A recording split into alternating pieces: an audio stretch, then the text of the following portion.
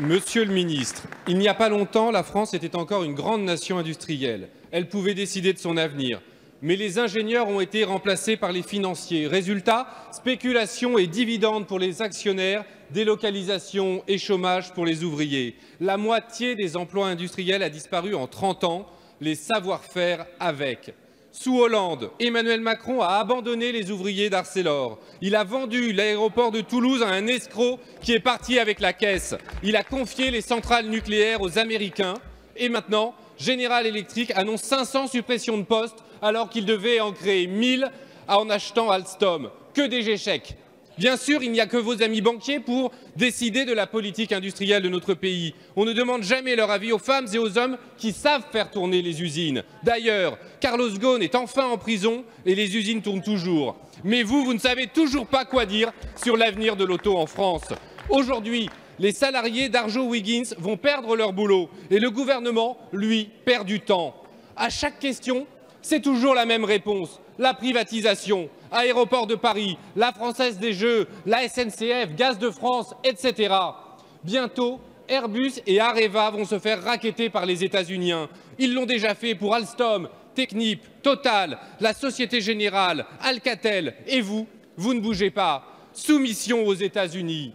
Monsieur le ministre, est-ce qu'on aura un jour une politique industrielle sérieuse dans ce pays où vous n'avez pas d'idée? Je vous en donne. Organiser les filières, financer la recherche et développement, priorité à l'écologie. Dites à Bruxelles que l'État subventionnera à nouveau ses propres industries. Mettez au pas les actionnaires, conditionnez les droits de vote à l'investissement à long terme, interdisez les licenciements boursiers et plafonnez les salaires des dirigeants. Arrêtez d'être naïfs avec nos soi-disant alliés et bloquez les prises de contrôle étrangères. Protégez le marché intérieur et faites en sorte qu'à nouveau, la France passe commande à la France. Mais bougez-vous. Merci. La question, ce n'est comme une profession de foi. Une profession de foi avec un certain nombre de propositions, certaines qui peuvent paraître de bon sens, d'autres qui ne le sont pas et que nous ne partageons pas. Mais peut-être qu'il y a-t-il un certain nombre de points sur lesquels nous pouvons nous retrouver. Ce gouvernement est pour l'industrie. Ce gouvernement est pour l'Europe. Et parce que nous considérons aussi que l'Europe est le bon espace pour le développement de l'industrie et la protection des activités qui sont sur notre territoire. Nous mettons en œuvre depuis maintenant 20 mois une politique qui vise, dans le prolongement d'un certain nombre de mesures, à accroître la compétitivité des entreprises. Et c'est la raison d'être du CICE qui a été voté en 2014, que nous transformons en allègement de charges pour faire en sorte que notre industrie manufacturière soit plus solide sur la scène européenne et face à ses concurrents internationaux. Nous mettons en place une politique de formation sous l'égide de Muriel Pénicaud pour faire en sorte que là aussi, l'ensemble des Françaises et des Français puissent accéder à l'emploi et que nous ayons un tissu productif qui soit de la meilleure qualité. Nous mettons en place des filières, comme vous le supposez, mais peut-être ne le saviez-vous pas, avec des territoires d'industrie que nous accompagnons, qui ont été désignés par le ministre de l'économie et des finances, territoires sur lesquels nous allons travailler avec les collectivités locales, avec les salariés, avec les organisations professionnelles, pour faire en sorte de mettre en avant les atouts qui les caractérisent. Cela ne nous empêche pas d'avoir les yeux ouverts sur les difficultés. Vous avez cité l'entreprise Arjowiggins. Une partie des salariés concernés sont localisés, une vingtaine d'entre eux dans ma circonscription, et les autres, une vingtaine à nouveau, dans la circonscription voisine.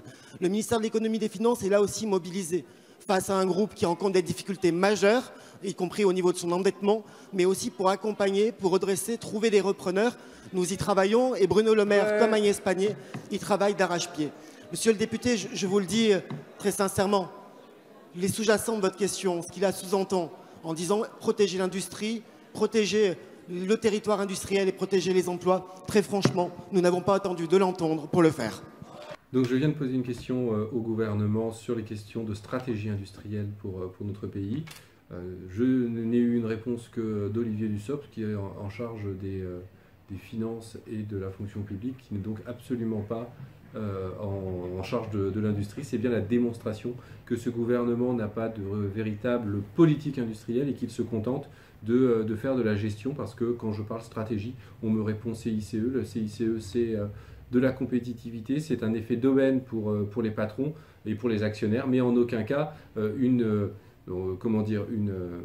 action volontariste de l'État pour soutenir telle ou telle filière qu'il jugerait prioritaire. Et on l'a bien vu, le ministre n'a absolument pas répondu sur les différents cas qui aujourd'hui sont d'actualité, que ce soit la question des BIC, que ce soit Arjowiggins, que ce soit Ford Blanquefort, que ce soit Michelin, que ce soit Alstom ou General Electric.